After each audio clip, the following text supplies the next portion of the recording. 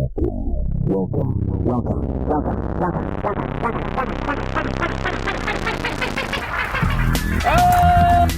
what's good? Greetings and salutations, YouTube. It's your boy, Uncle Jim. There he is, Uncle Jim, Superman of St. Louis. Let's go. Oh, man, we are having a good time, and we decided to pop into your day and give you some content like we love to do. And if you look to the left, and if you look to the west, and you look to the best, yes, he is oftentimes found not too far from a pier. Maybe it's the Santa Monica Pier. Maybe it's the San Pedro Pier. You never know. He could be down in the shipping lanes, but he's always out on those California streets, and it is the West Coast Wizard. Give it up for Mr. Curtis. Curtis Magic. I'm down at Redondo Beach today. Oh, watch out for those waves. That's right. Because it's affordable, but still classy. And that's what we love. We love used luxury. Ladies and gentlemen, we appreciate you coming through and being a part of the fam. Come on. Thank you for hitting that subscribe. Thank you for hitting those likes. And we decided to get out and hit these YouTube streets. And it's with your boy, the D to the O. The Check it out. Dooo. TheDooo has dropped a series now of guitar solos where it's Trilogy. not connected to Omegle or the gaming side. So we just decided, since we love the music and the way this man hits those six strings, that we should check it out. Yo. You ready, Madge? Yeah, I'm looking out to the horizon for this. And look, we're trying not to be too blue on a Tuesday evening, but this is how we get down. Let's get into it. 3, 2, 1. Boom!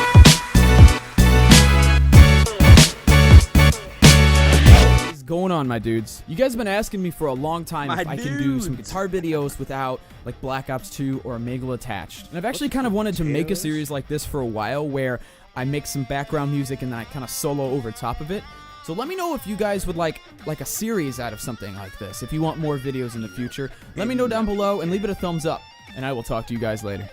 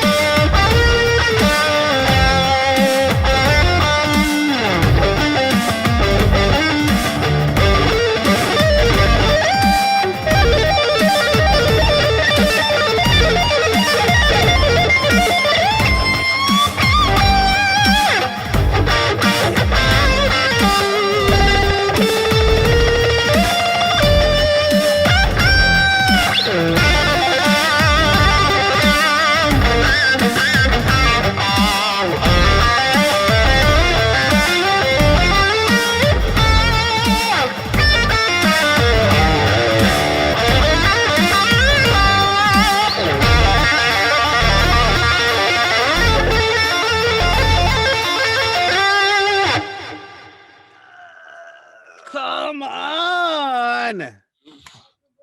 Oh, yeah. And The rumba, ladies and gentlemen, out on these guitar streets.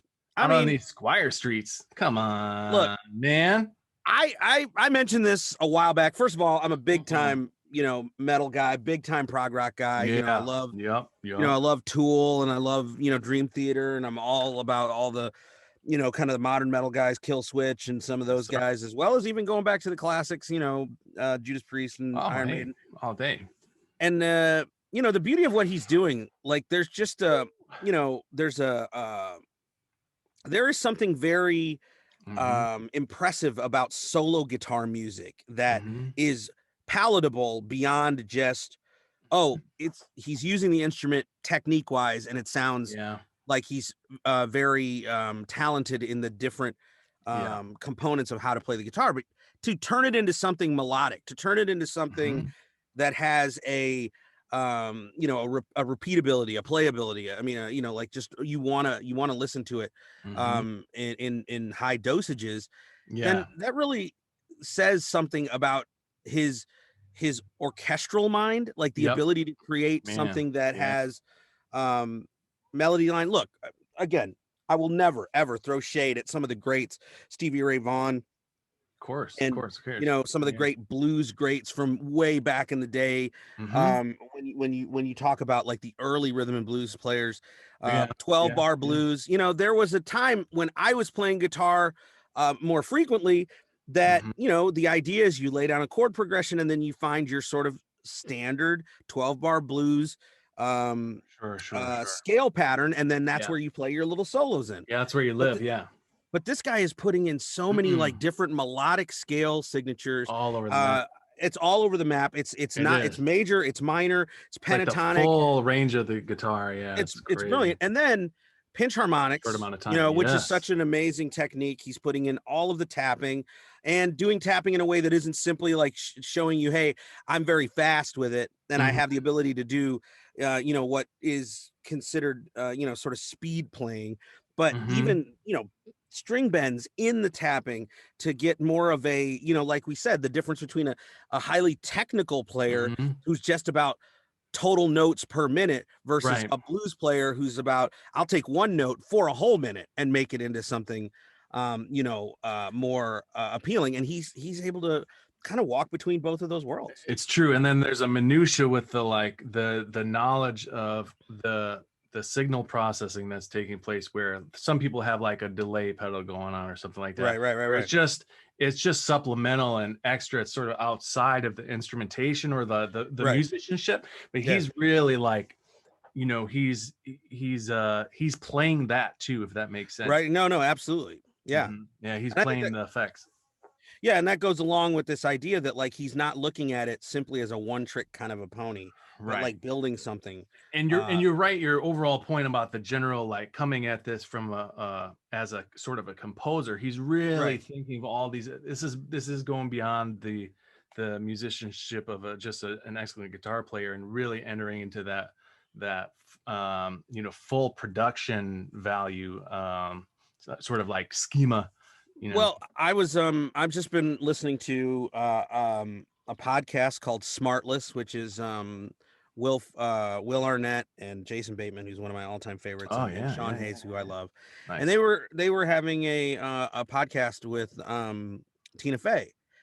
And there was this conversation of what's the difference between being a performer and being a writer that also performs. Because when you're a performer, you can find yourself just sort of in the minute, in the moment, trying to execute the character or whatever the lines on the page are. You're trying to give your own spin to it, but you aren't necessarily carrying the breadth of the project and thinking, hey, what I write here and how I hit this mark here is going to affect everything that comes after this. And, you know, like, there's an element of it that is you know, I'm trying to like articulate it in a way that is essentially saying you're untapping other skill sets, because again, you're saying I can do this, and obviously we've already seen TheDooo. He can sing, he does, you know, he's excellent on the piano, the composition component is there. So when you're looking at it from that perspective, you're seeing somebody creating an entire potential universe of material versus just, oh, I'm really good at just playing this song, you know what I mean? So, and like it's just unique. It's just two different kind of approaches. Like you have in the same way that you have somebody who's really good at delivering a scripted line in a sitcom, that's different than somebody doing stand-up with their own material. It's just different. It's not necessarily to say that the one person is doing something, contributing something less to, you know, to entertainment. It's absolutely. But that person who is doing the writing should get the extra appreciation for the fact that they're putting themselves out there, their own original work, which is what we're basically, I think, what we're talking about.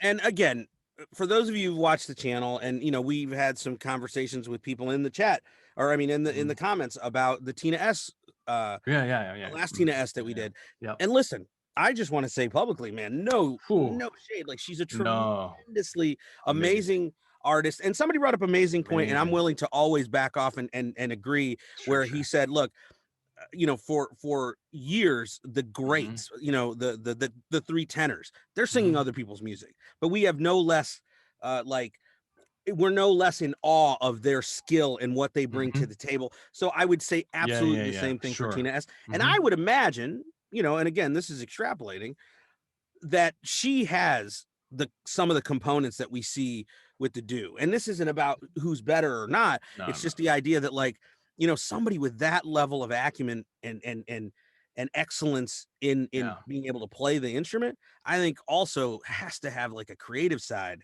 that probably has a wellspring of their own kind of thing. And that's we're here in this space being able to see the Dooo kind of put that out for people to consume, which is huge. Apparently, I'm just from a rough kind of search of the Doo's material, it looks like he does this and the two others, he re-records on a newer guitar, which to me I just find interesting, because this performance was flawless.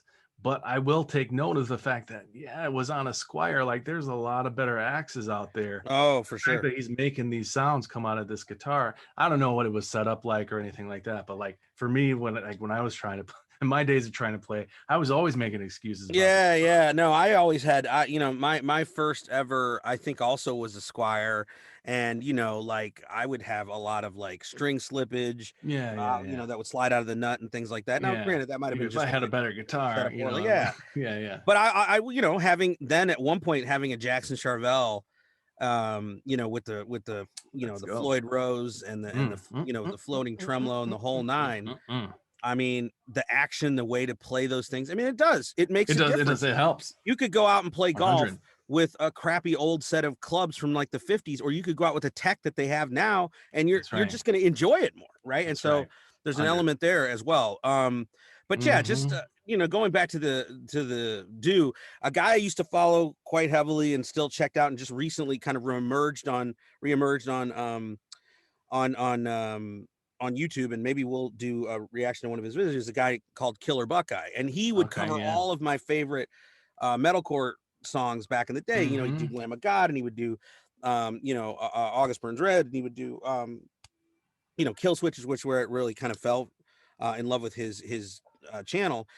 But then he did a couple, and this is interesting because he has a song called Arrival, and this is called Horizon. And there's a very similar vibe there. Now, again, in no way, shape, or form am I accusing the Dooo of like, any chicanery. I'm just saying it's interesting because there is this sense of like, okay, here's the genre that I'm normally playing in. Now let me create my own sort of version of it with techniques that you find in there, but completely different. Not something you'd be like, oh, that sounds like this song. It's its own thing, but it's interesting to just, kind of compare those two. And when you see somebody who has that skill level and that feels so effortless, you almost want to go, well, it's time to go on eBay and sell my guitar and be like, I'm done. Yeah, man. No, I've been there. I've been there. But guys, we got to keep pushing through. Yeah. Absolutely. Don't let the Dooo get you down. Let us know in the comments. Don't let me get you down.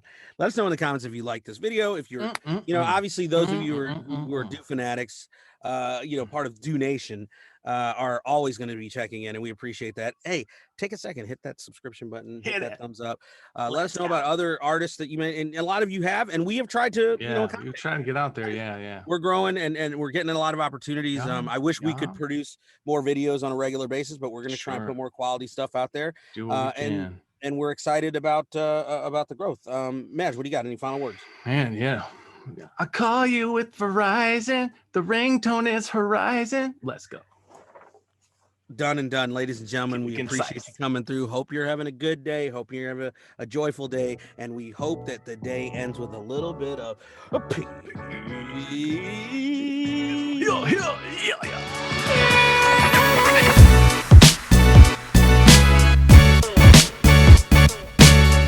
Yo, you know I'ma run this, kid. Shouts out to Curtis Magic and Uncle Jizz. Yeah, when I do my lyrics, dog, I'm repping for the faction. Hit them up online for the fly ass reactions. Yeah, out to him, I be giving mad love. Yo, shout to Uncle Jizz, I'ma give you the plug.